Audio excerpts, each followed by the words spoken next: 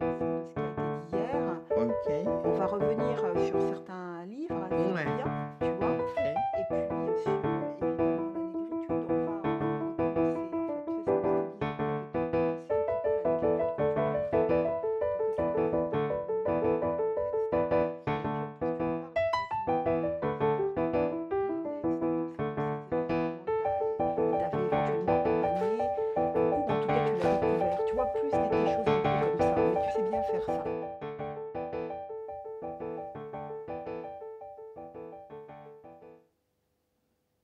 La question, c'est comment survit-on à son enfance?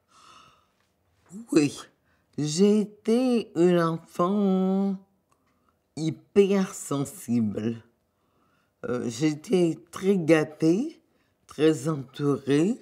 J'avais 7 frères et sœurs.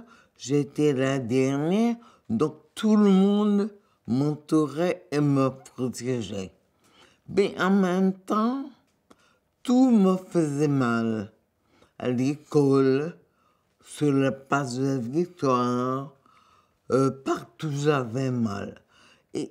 Et c'était infime, des douleurs infimes, mais qui étaient tenaces. Finalement, je me confiais à ma mère, à une vieille sœur aînée, qui ne comprenait pas pourquoi j'avais mal pour si peu de choses. Et finalement, je crois que cette grande sensibilité d'enfant m'a beaucoup aidé après à devenir un écrivain, m'a ouvert au monde, m'a ouvert aux souffrances, aux complexités, et que vraiment, je ne regrette pas. Mais mon enfance a été, je peux dire, gâchée par une sensibilité extrême de l'enfant que j'étais. Quand mes parents et nous allions à la mer me terrifiait. Bleue, immense, mouvante, un mouvement qui n'obéissait à personne. J'avais peur. Bon, le soir, quand il commençait à faire nuit, il fait nuit tôt en Guadeloupe. Les bêtes à feu, les lucioles, j'avais très peur. Mais je ne peux pas dire exactement pourquoi. C'est un sentiment constant, une sorte de crainte de ma vulnérabilité, l'impression que tout va m'arriver. Donc, ce n'est pas des événements, c'était ma nature. Ce sont des états qui généralement convoquent l'écriture, même en temps d'enfance. Non, j'ai écrit très tard. D'abord, j'avais pas confiance en moi.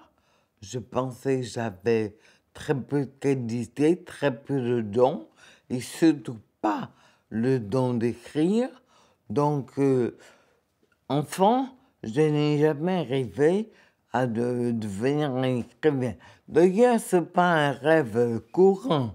On rêve d'être infirmière, pompier, maîtresse d'école, mais écrivain, personne n'en rêve. C'est une chose qui fond sur vous, qui tombe sur vous. On est étonné, on se demande pourquoi moi, est-ce que je suis assez forte pour supporter un tel fardeau, mais il y a pas une... Il y a une vocation, mais qui n'est pas assumée dès l'enfance. Donc, ma peur que j'ai encore, j'étais en Guadeloupe au mois de janvier, on était à Sainte-Rose, dans une petite maison ouverte sur les buissons, la mer, le vent. J'étais terrifiée, mais évidemment, maintenant je sais comment me tenir, comment dominer la peur. Enfant, je ne savais pas comment.